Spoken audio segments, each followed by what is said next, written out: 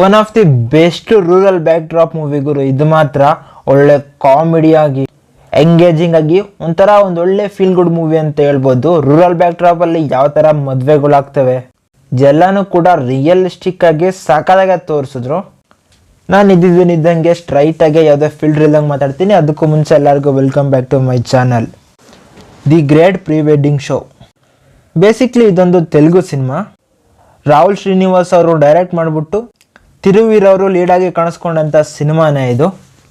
ಅದರಲ್ಲೂ ತಿರುವೀರ್ ಮತ್ತು heroine real life couple ಥರನೇ ಇದ್ದಾರೆ. ಅಷ್ಟೇ ಅಲ್ಲ, ಆ ಪ್ರೀ ವೆಡ್ಡಿಂಗಲ್ಲಿ ಲವರ್ಸ್ ಆಗಿ ಆ್ಯಕ್ಟ್ ಮಾಡಿದ್ರು ಅವರು ಕೂಡ ತುಂಬ ಚೆನ್ನಾಗಿ ಕ್ಯೂಟಾಗೆ ಕಾಣಿಸ್ಕೊತಾರೆ.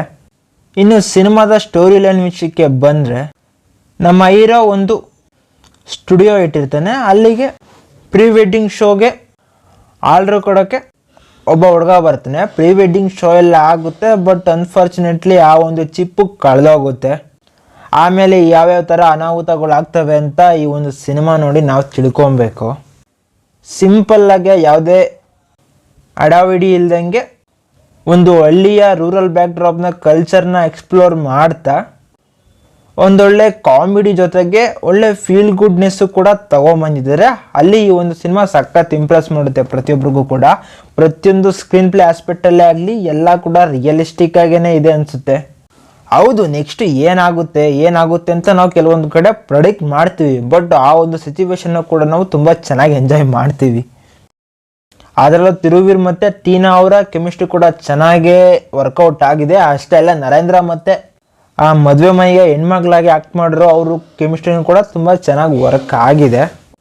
ಅಷ್ಟೇ ಅಲ್ಲ, ಆ ಒಬ್ಬ ಮಾಸ್ಟರ್ ರೋಹನ್ ಇವರು ಆರ್ಟಿಸ್ಟ್ ಇದ್ದಾರೆ, ಇವರ ಒಂದು ಕ್ಯಾರೆಕ್ಟರ್ ಕೂಡ ತುಂಬ ಚೆನ್ನಾಗಿದೆ ಸಿನಿಮಾದಲ್ಲಿ.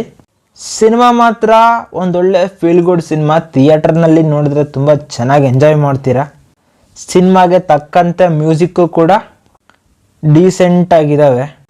ಬ್ಯಾಕ್ಗ್ರೌಂಡ್ ಸ್ಕೋರು ಕೂಡ ಹಂಗೆ ಇದೆ. ಬಜೆಟು ಕೂಡ ತುಂಬ ಕಡಿಮೆ ಹಾಕಿದ್ದಾರೆ ಅಂತ ಕಾಣಿಸುತ್ತೆ. ಆ ಒಂದು ಸಿಚುವೇಶನ್ಸ್ಗೆ ಅಷ್ಟು ಬಜೆಟ್ ಆದರೆ ತುಂಬ ಮ್ಯಾಚ್ ಆಗುತ್ತೆ. ಪ್ರೊಡಕ್ಷನ್ ವ್ಯಾಲ್ಯೂಸಲ್ಲಿ ಎಲ್ಲೂ ಕಡಿಮೆ ಆಗಿಲ್ಲ. ಮತ್ತು ಪ್ರತಿಯೊಬ್ಬರಿಗೂ ಕೂಡ ಕನೆಕ್ಟ್ ಆಗ್ತಕ್ಕಂಥ ಆಸ್ಪೆಕ್ಟ್ ಇದರಲ್ಲಿದೆ. ಸೊ ನಮ್ಮ ಕನ್ನಡದಲ್ಲಿ ಬಂದರೆ OTTನಲ್ಲಿ ಟ್ರೈ ಮಾಡಿರಿ.